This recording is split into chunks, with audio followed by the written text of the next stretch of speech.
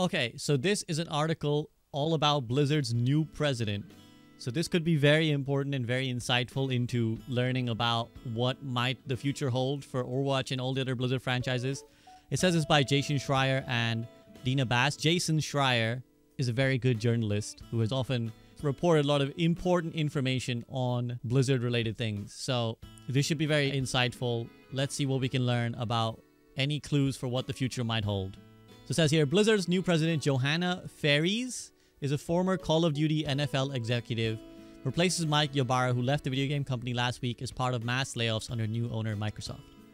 So obviously, for those who don't know, Mike Ybarra has been the president of Blizzard for quite a while now.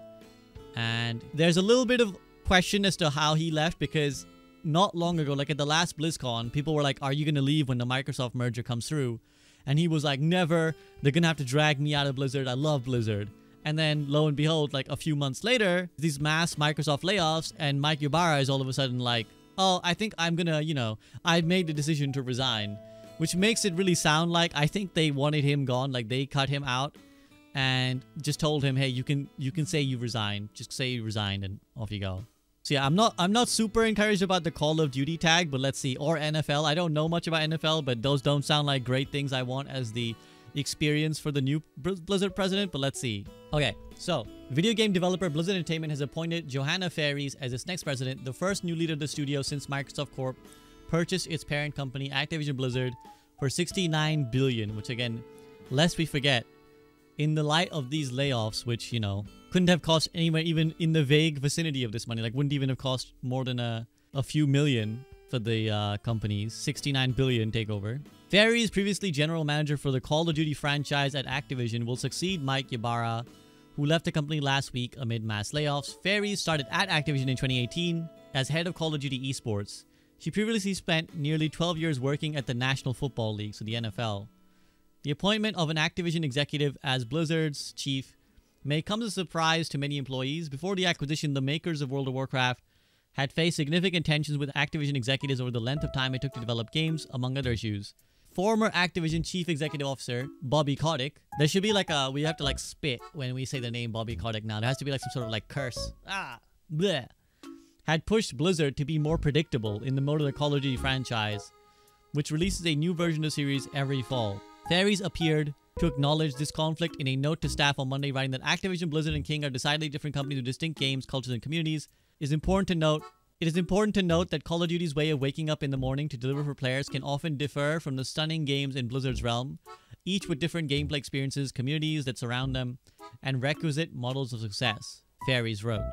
I've discussed this with the Blizzard leadership team, and I'm walking into this role with sensitivity to those dynamics and deep respect for Blizzard as we begin to explore taking our universes to even higher heights. So before we read further, I'm hoping to read more good things, but I am super unhappy so far that they've appointed someone who's just basically an Activision stooge. I thought that one of the potential best things that could have happened with the Microsoft merger that we talked about in the build-up to it is that Blizzard could get to be Blizzard again and not be dragged under the mud, under the Activision umbrella, right? Activision King, if you want to call it that. And so to appoint not someone who has like Blizzard ties, but someone who has Activision ties feels like a really shit move. And already we're drawing skepticism over the Microsoft merger, right? Like already these first two moves made by Microsoft seem really bad, which is to lay off a huge chunk of employees and then hire an Activision goon to manage Blizzard. That's not good. The appointment comes as Xbox chief Phil Spencer and his president for game studios, Matt Booty. What a name. What a name for developing games. Matt Booty. That's a great name. Mr. Booty. Overhaul management at Activision in an attempt to stabilize game franchises and boost revenue at the acquired company. Since the pandemic boom has petered out, Microsoft's own games business has faced slow growth or sales decline. On Tuesday, the company will report earnings for its first fiscal second quarter, the first time it will integrate Activision sales into its results.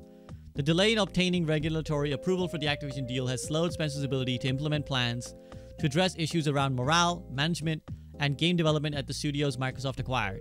It also pushed back his goals for using the deal to fuel a Microsoft entry into the mobile game market, where it has lagged severely.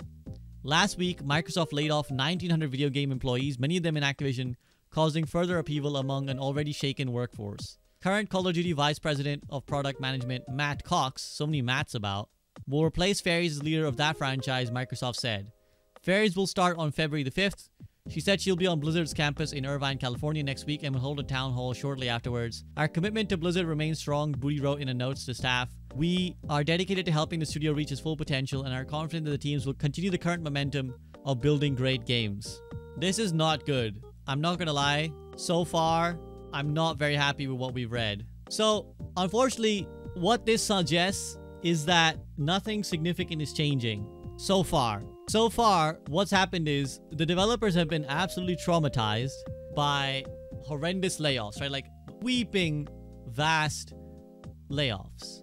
I can tell you just from whatever interactions I have with the developers, they are really like shaken up. I know people, whenever we discuss things like this, people love to be like, that's the world, that's life, jobs come and go, get with it, snowflake content creator, people get fired all the time, which is the kind of unempathy that people only reserve when it's like other people affected by this. But you know that like, should their job be under threat, they'd be like crying and like trying to overthrow the government. It's just a moment to have basic human empathy. You're seeing, you know, like 1 in every 3, 4 people that you know just getting laid off, right? Just people are getting sacked, people who were your friends, people you'd built up a good working relationship with. And again, for all intents and purposes, it seems like Team 4 had a pretty good working environment outside of Bobby's Activision meddling.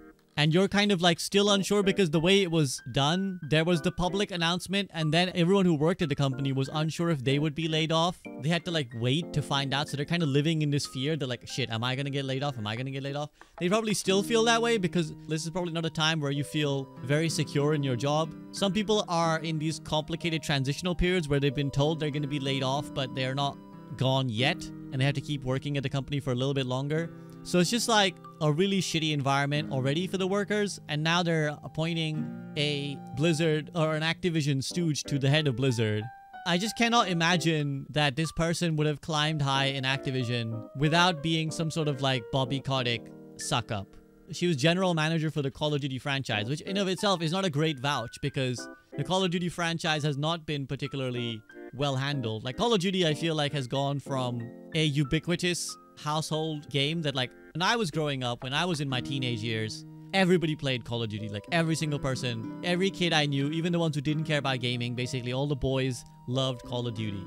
I say boys because I went to a boys' school, so I don't know what the girls' side were doing. And now it doesn't feel like that at all. Now it doesn't feel like it has that monopoly on gaming shooters as it once did. Already the Call of Duty franchise has suffered over the years, and I can only tell you from what I hear from Samito's rants, they have managed their, you know, war zones really terribly. Nobody seems ever that happy with the, you know, yearly Call of Duty releases. And obviously that doesn't all come on Ferries. Joanna Ferries isn't responsible for all of it, or even a large section of it. She's only responsible for a small section of it.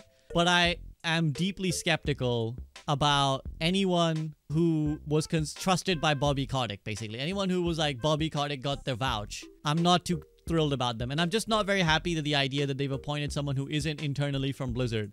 If you're Microsoft right now and you want to make your Blizzard employees happy, the best move you could make is appoint someone who's like Blizzard through and through, who loves Blizzard, who maybe was there or knows or remembers the good years, or was a fan of Blizzard in the good years, and kind of show that like, hey, we really want to go back to that. We do want to return to making, like, that's what Phil Spencer said in the BlizzCon. He said, you know, we want to let Blizzard go back to making awesome, brilliant games.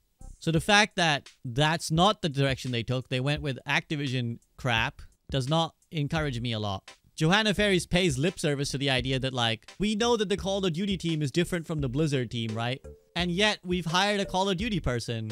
One of the most encouraging things would have been to separate Blizzard and Activision from the merger, because of the merger. We're mingling them continued. Off the appointment of the president, I'm not happy. I will say, I'm not happy. Not that Mike Ybarra was a beloved figure, but at least he was Blizzard. At least he loved Blizzard.